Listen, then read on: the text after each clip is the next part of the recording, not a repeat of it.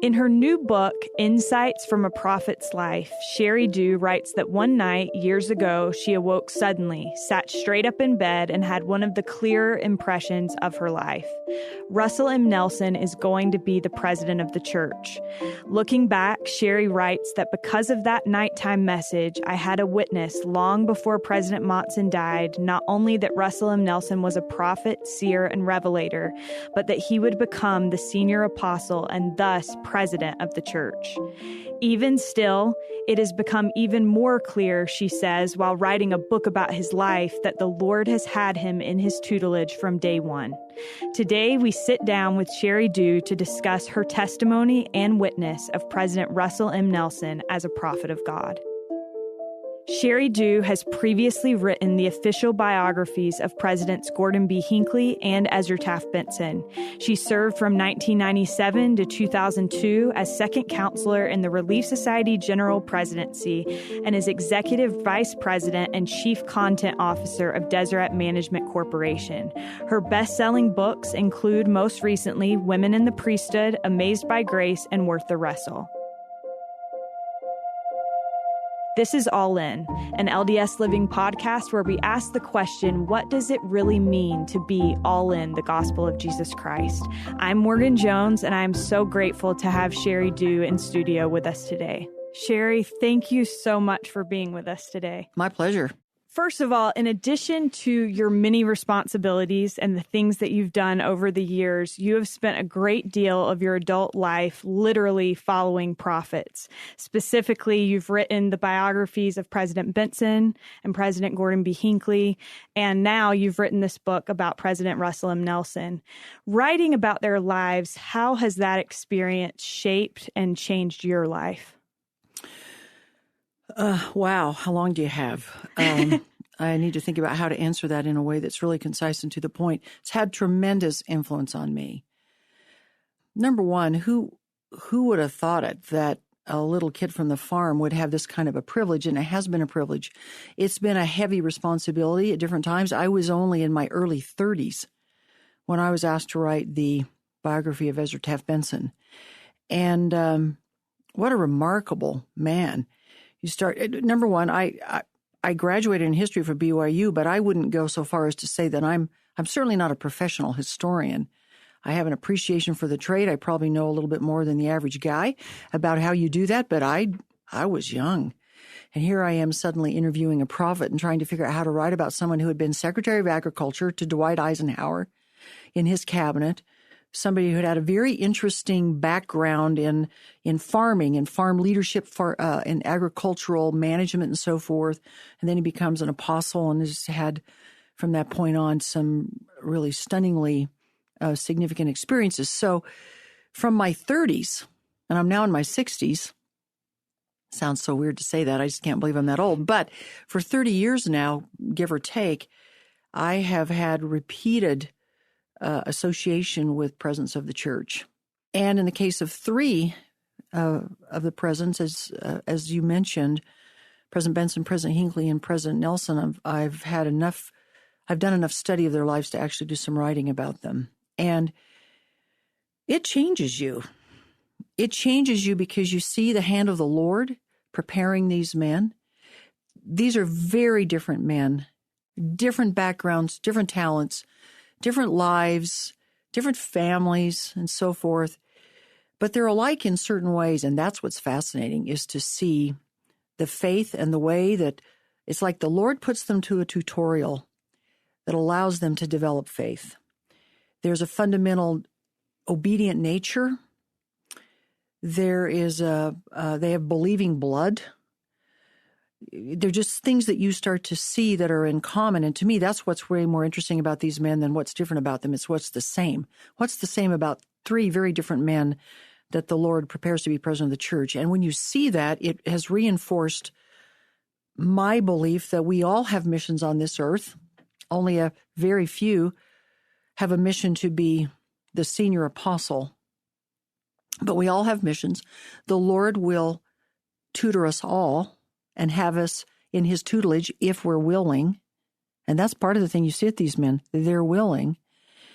And then you can't study their lives and not have a reinforced conviction that apostles really walk the earth, that the Lord really does have servants on this earth to whom he gives priesthood keys. And those keys are the way that his power is then authorized and distributed throughout the church. So when you have a testimony of prophets, even when other questions come up that you might be unsettled about or can't figure out with respect to the gospel or some of the doctrine or even some of the policies of the church, I keep going back and saying, yeah, but I know we have a prophet. And I know Joseph was a prophet. If you know Joseph Smith was a prophet, and if you know President Russell M. Nelson is a prophet, then you have a testimony.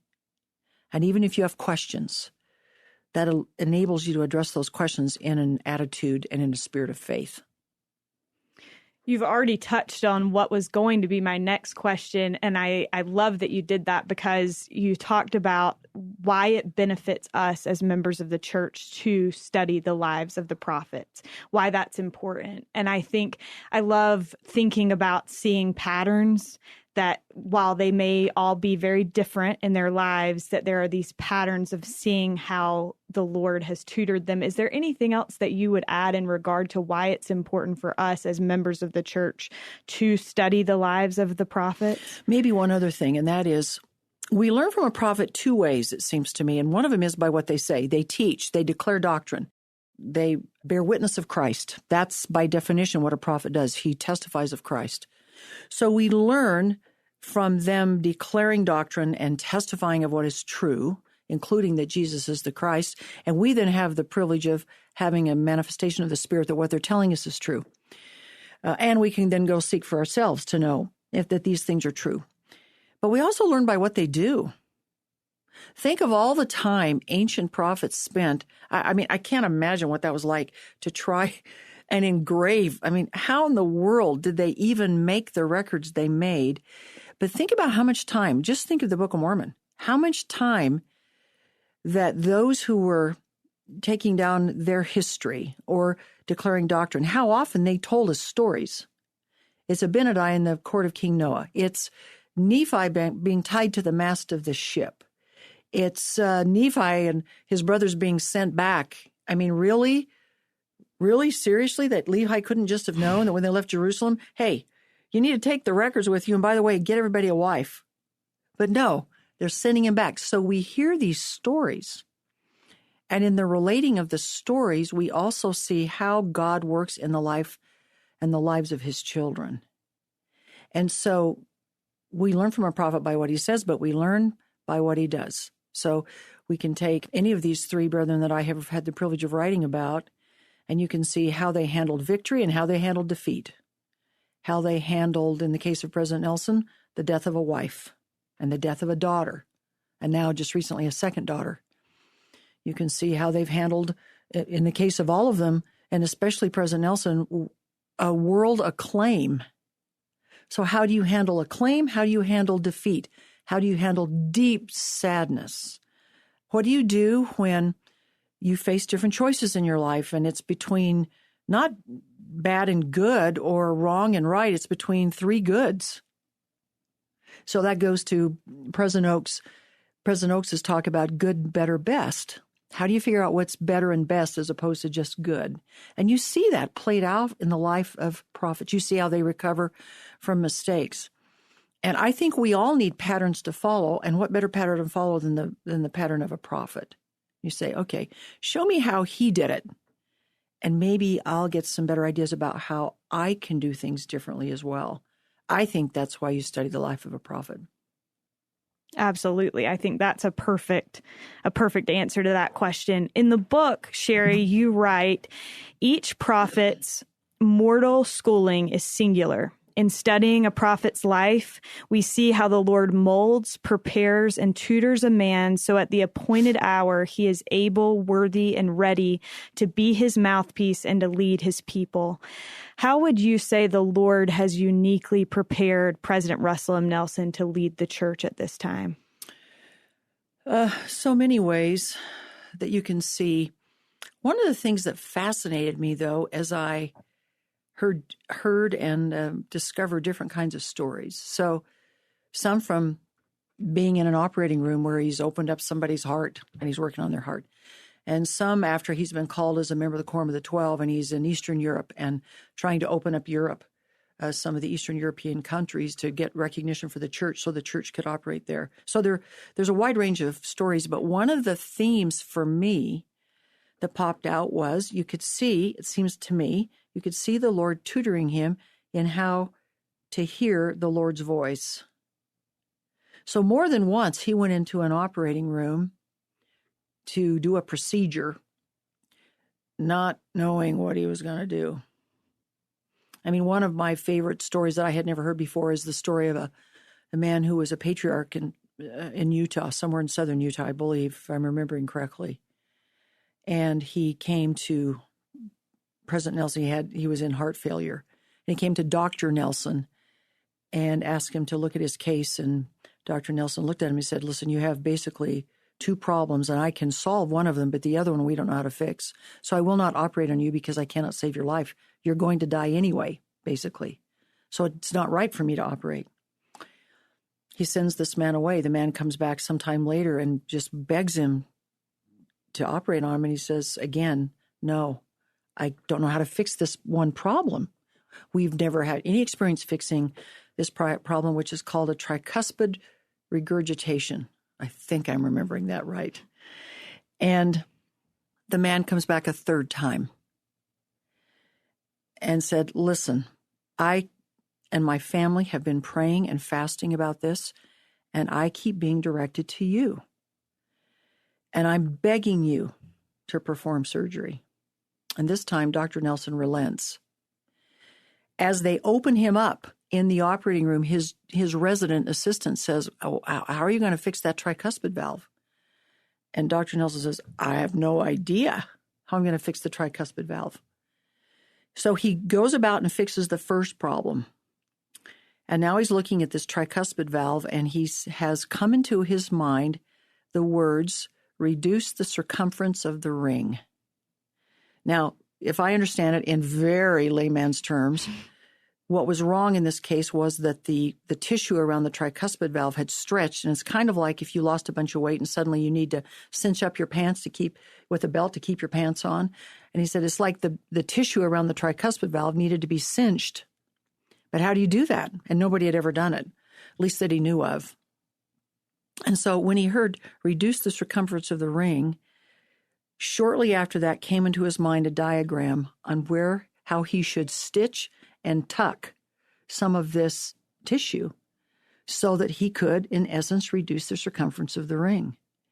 And he performs this procedure and saves the man's life. He later found out that somebody, I think it was at USC, but a colleague of his that he knew, and it's one of the medical schools in California, had actually performed something similar just a month or so earlier. But this was long enough ago that there wasn't social media. There wasn't an easy exchange of information. Nobody had heard about it.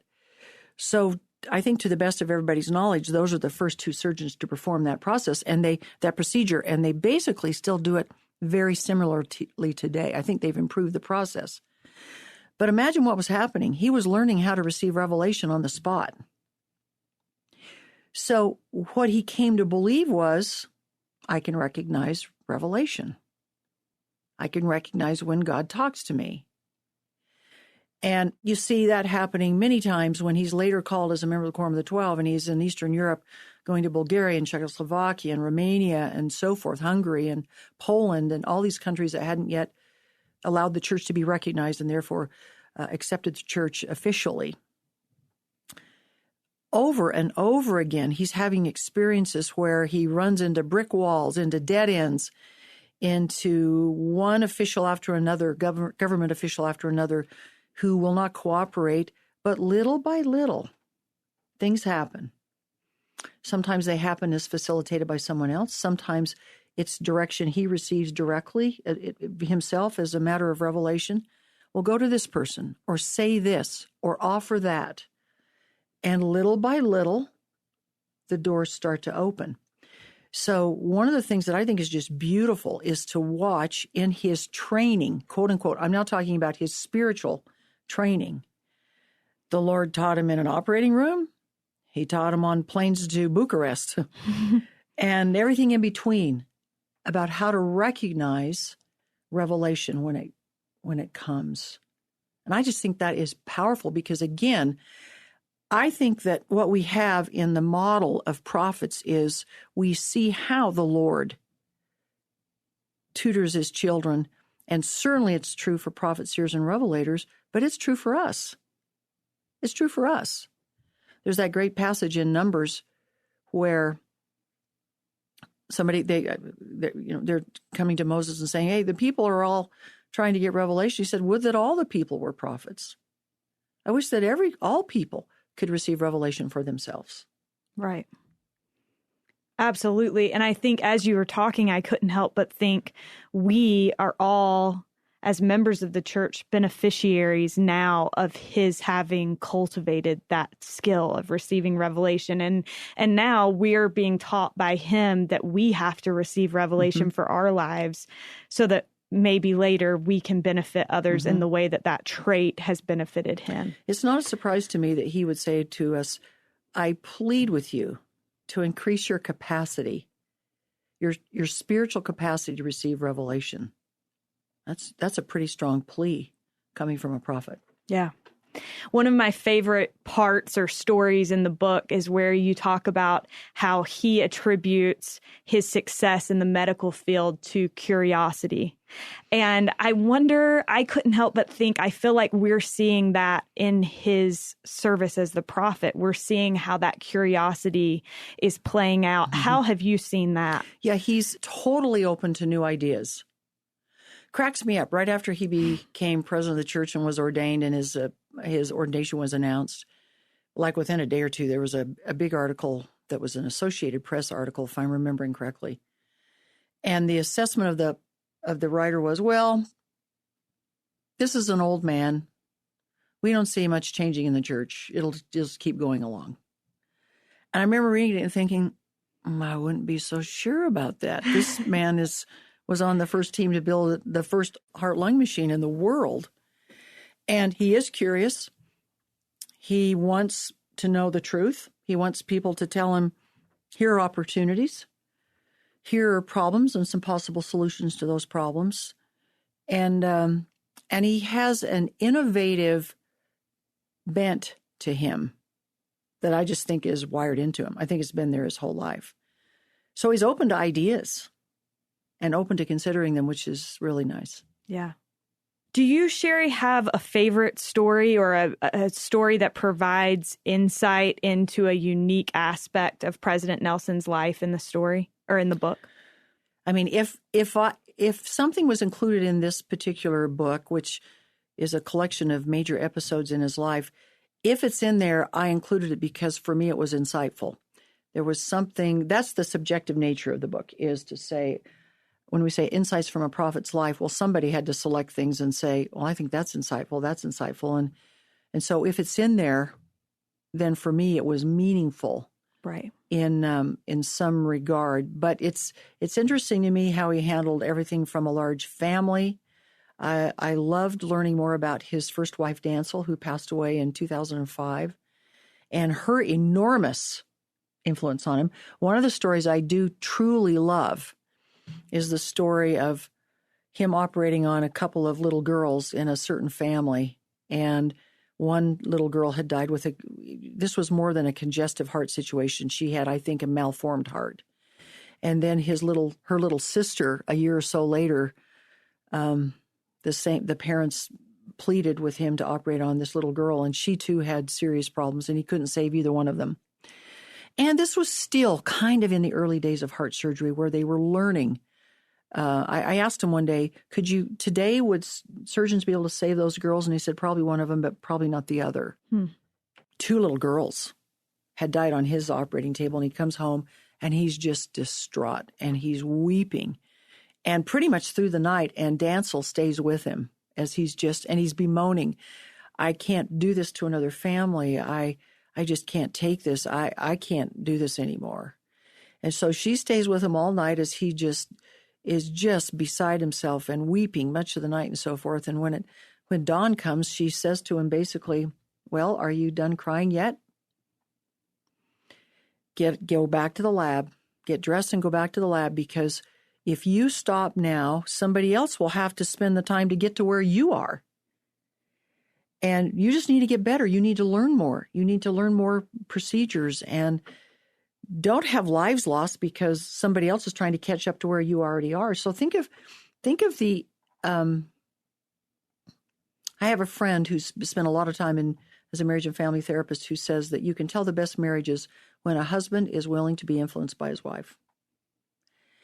And here he is, already a pretty famous heart surgeon, willing to be influenced by his wife, who kind of said, are you done crying yet? Go back to the lab. And I love that story because I think there are just layers of meaning in it. Yeah. That's one theme that I saw in the book, is that over and over again, we kind of see his respect and his love and admiration for women, whether it was Dancel or Sister Nelson. Mm-hmm. And I think that that is such a powerful principle and something that's so valuable for our church right now. I think there are so many women in particular that want to feel respected. And I think we see how President Nelson is a respecter of women. How have you seen that, especially being such a good friend of Sister Nelson? How have you seen his respect for women? He, I think it speaks for itself. I certainly had met Sister Dancel Nelson, but I didn't know her well. I remember going to her funeral, and in fact, I remember calling Wendy Nelson, then Wendy Watson. I remember calling Wendy afterwards and said, boy, she must be a remarkable woman. Because just from sitting through the funeral, you just knew this is a dynamic and a strong and a wise and a loving woman. And then I do know Sister Wendy Nelson very, very well. And I think she speaks for herself. When you listen to her speak, when you just hear her intellect, her ability to express her testimony, but also she's very skilled as a marriage and family therapist, very skilled in her own right, had a very important career before she married then Elder Nelson. I think what you see is that he married two very dynamic women. So that's probably enough said on that. Now, I do know his daughters, and his daughters are just great. And I know so many of his granddaughters, and I think he has profound respect and absolutely knows how vital women are to making just about everything go. And I think you see it over and over again. But the best way you see it is looking at the two women he chose to marry. Yeah. They're both amazing in their own rights. I love that. I had never heard until reading this book the story of Dancel's passing.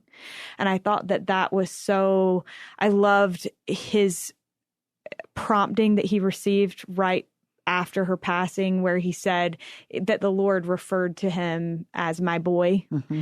And I think that shows his relationship with God, mm-hmm. that God communicates with him and that they are so tightly knit that he would mm-hmm. refer to him in that way. Mm-hmm. Something to I don't remember the exact words, but something to the fact that this was a gift to her, and I thought you could take it, my boy. Wasn't it something like that? Mm-hmm.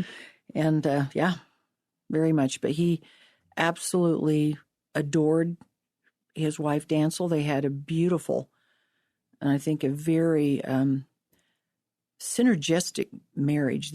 One picked up where the other left off, and vice versa. I love the story. In fact, listen, this was a busy man. I mean, he's helping pioneer open heart surgery, and then he's called the stake president, and then he's the general Sunday school president, and then he's a regional representative. This is a busy man. And they've got all these children, a house full of children, 10. And you look at that and you say, how much can he have been home? But the interesting thing is you never hear that from the kids. I've never sensed any of that from they all feel very, very close to their father. And I think, yes, you would have to give him some kudos for how he handled it, because they all say when Daddy was home, he was home. We weren't sharing him with the hospital when he was home. He was with us. But you've got to say a big part of that is because of Dancel. Right. And I love the story where one of the daughters said, well, if we hadn't seen Daddy for a while, Mother would load us up into the car and say, we're going to go have lunch with Daddy or dinner with Daddy at the hospital. And she had done it in such a way that the kids said, yippee, we get to have hospital food. Who thinks that, right? Nobody thinks that. But you just see this wonderful teamwork between Dr. Nelson, the young Dr. Nelson, and his wife, Dancel. I think that's absolutely beautiful. And you see that today with President Nelson and Sister Nelson. They are a wonderful team, and I have seen him many times in just where they're having conversations about whatever, and there's just such not only love between them, but mutual respect. And I think he leans on her, as you would hope, that any great marriage, that a husband and wife lean on each other. I mean, she's not, he's not asking her how to run the church, but in terms of their personal life and their family and just their sharing back and forth, they've become a team. So he's had the privilege now of having great teamwork with his spouse in two separate settings. And I think that says what he thinks about women. And then if you have any question about how he feels about how important the women of the church are, you go read A Plea to My Sisters, that the message he delivered in October of 15. And I think that was a landmark message. That's one of my favorite talks. I love that talk. That's pretty great, huh? Sheri, you were there, or you were involved in the meeting of President Nelson and Sister Nelson. Is that right? What role did you play in that? Very tangential. The story, trying to make it fast, is that, again, Wendy Watson and I were in Europe. We were actually in Florence. We had allowed a bunch of time to be in Florence, and we actually got done in Florence before our calendar said it was time for us to leave. So we decided, hey, we've got an extra day. We think we're done here. We loved it, but we think we're done here. And our next stop was supposed to be Zurich. And so we said, hey, well, let's see if we can find seats on one of those trains that go up over the Alps to Zurich. We've never done that. That'd be fun. So yes, we did. We hurried and packed, ran down this train station. We buy tickets, and we're out in the train yard. There are all these tracks and all these trains, as so typical in a European train station. And I'm looking up at the big board, trying to figure out which track our train is on. And it's in Italian. And I'm standing there, and I hear from behind me somebody say, Sister Dew, can I help you? Well, Wendy is somewhere. I don't know where she is. I don't know if she'd gone to the ladies' room. To this day, I don't know where she was, but I'm standing there by myself. I turn around. There's a young woman about your age, well, probably a little younger, but young, and a returned missionary sister who had served in Florence. And she recognized me. I said, yes, you sure can. She was showing me what track I was on. And then I said, tell me what you're doing here. And she said, oh, I'm headed to Rome because Elder Nelson is in Rome, and he's going to create the first stake of the church in Rome. I said, oh, I wish we had known. That would have been so cool.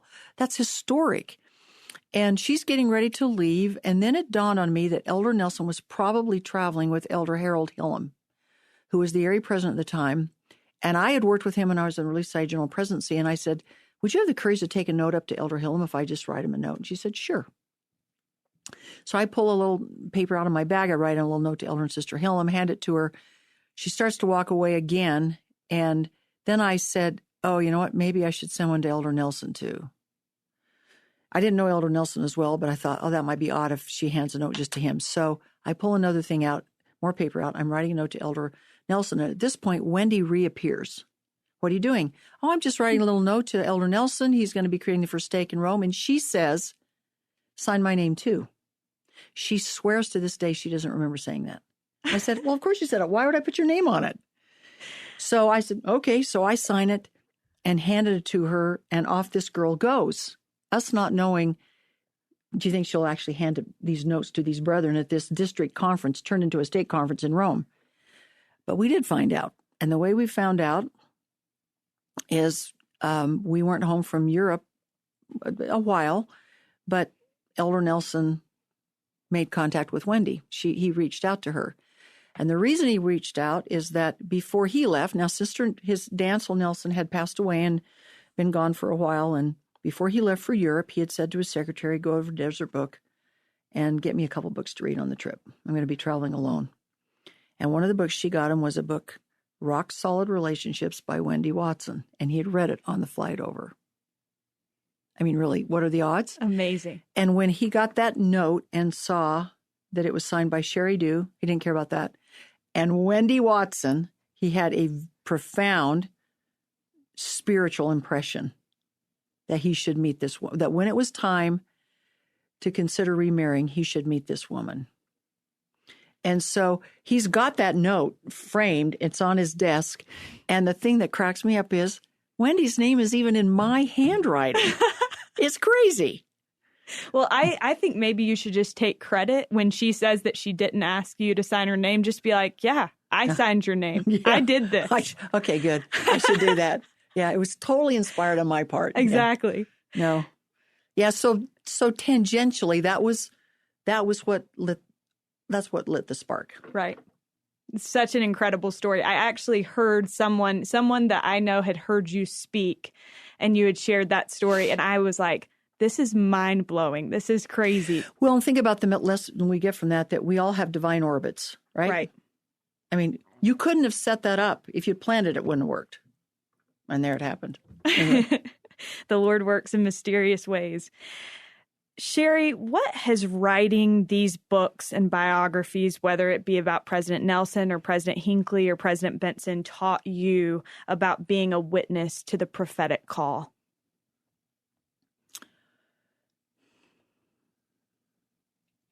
I think what it's taught me is that if you want to know if Joseph Smith was a prophet, the Lord will tell you.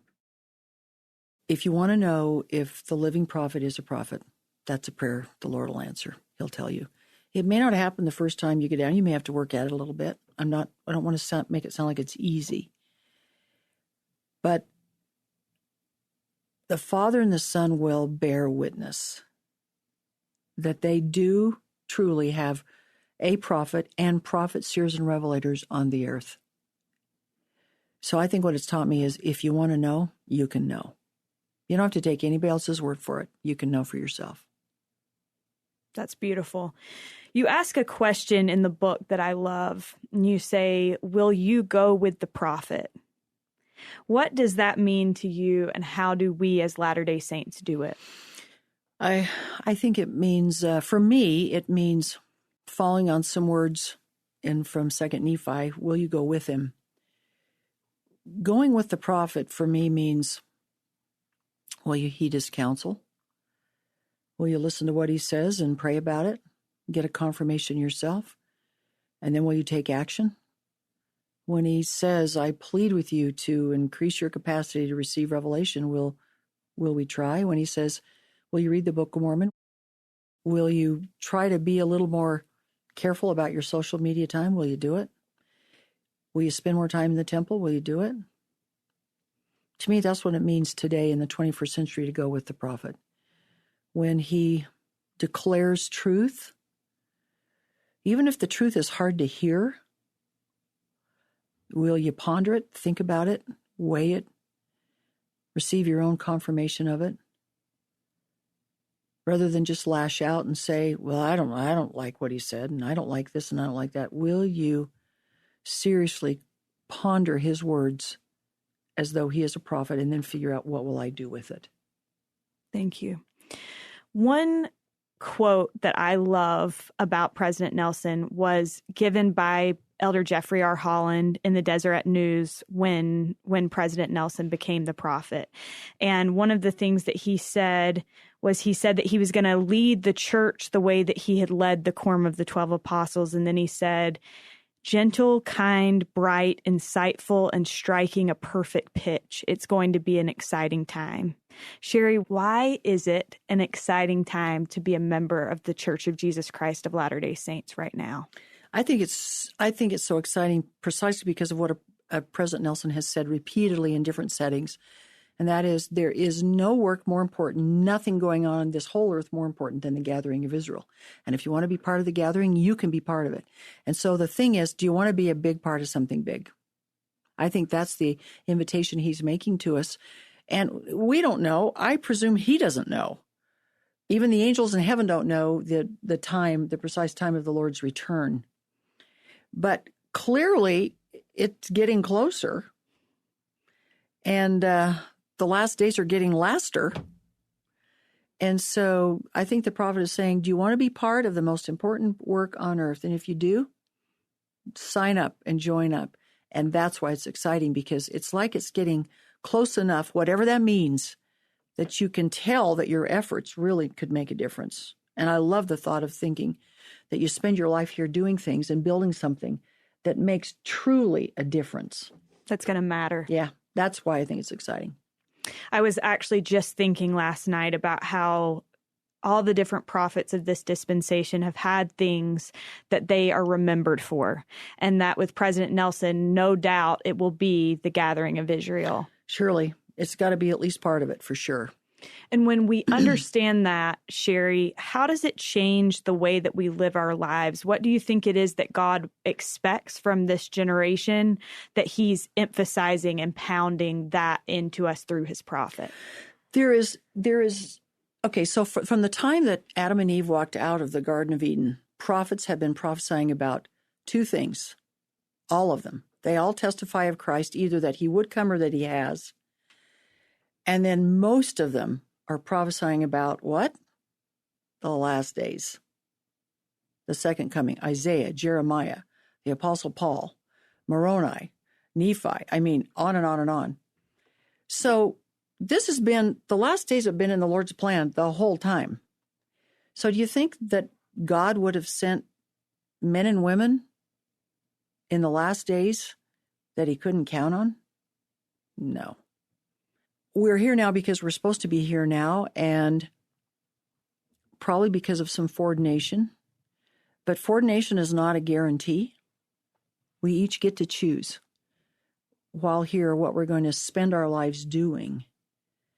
And for me, one of the great things to contemplate is just the difference we can each make as we figure out what it is Heavenly Father wants us to do, and where each of us can spend our time and energy and our resources that will make the most difference. And it feels to me like that's what we're being invited into, that we're being invited to the party, like the best party. And to say, we want you to come and bring everything you've got and give it everything you've got. And I think that's what's exciting about all of this. Yeah. And invigorating. Well, Sheri, I have to tell you, I feel like it's clear. You mentioned in the beginning being a farm girl from Kansas. And I think it's clear that Heavenly Father had a plan for you and for your life, just like he has a plan for all of us. For me, even just sitting here today with you is a sign of that, because I grew up in North Carolina in a little small town and listened to your audiobooks growing up. And you deserved better. You should have gotten better. No, they were wonderful. And I think that this message from President Nelson to you, to anyone listening, is just that the Lord has a plan for our lives, and that he is shaping us and giving us opportunities to be what he needs us to be. And I love that in this book, you show that over and over and over again with President Nelson. In conclusion, I just want to close with our last question that remains consistent on this podcast always, which is, what does it mean to you to be all in the gospel of Jesus Christ? Boy, there's so many ways you could answer that, but I think I would say it means to put the Lord first. And I think what that really means is seeking and serving. Seeking to know more, to understand more, to learn how to hear the voice of the Spirit. We've got a prophet that's asking us, begging us to do it. He wouldn't be asking that if he didn't know that we could. So it's seeking to understand what's really happening in the temple. Seeking to really understand what our leaders are telling us in General Conference. It's seeking to know what the ministering of angels means and what it has to do with us. It's seeking. And then serving. It's trying to help others as we're trying to find our way along the path, the covenant path to exaltation. It's trying to help whoever else we can along the same path, because we need each other to do it. We all need encouragement. We all need inspiration. We all need a helping hand. We all need love and friendship. So I think it's seeking and serving. Thank you so much. We appreciate so much you being here and taking time My out pleasure. of your busy schedule. So thank you. Thanks, Morgan. Thank you so much. We are so appreciative to Sheri Dew for joining us on this week's episode. You can find Insights from a Prophet's Life in Deseret bookstores now. And for more episodes of All In, you can find us on iTunes, Spotify, Deseret Bookshelf, or by visiting ldsliving.com/allin. As always, we value your time and so appreciate you spending it with us. If you enjoy the podcast, please don't forget to leave us a rating or a review on iTunes. We hope that you have a wonderful week.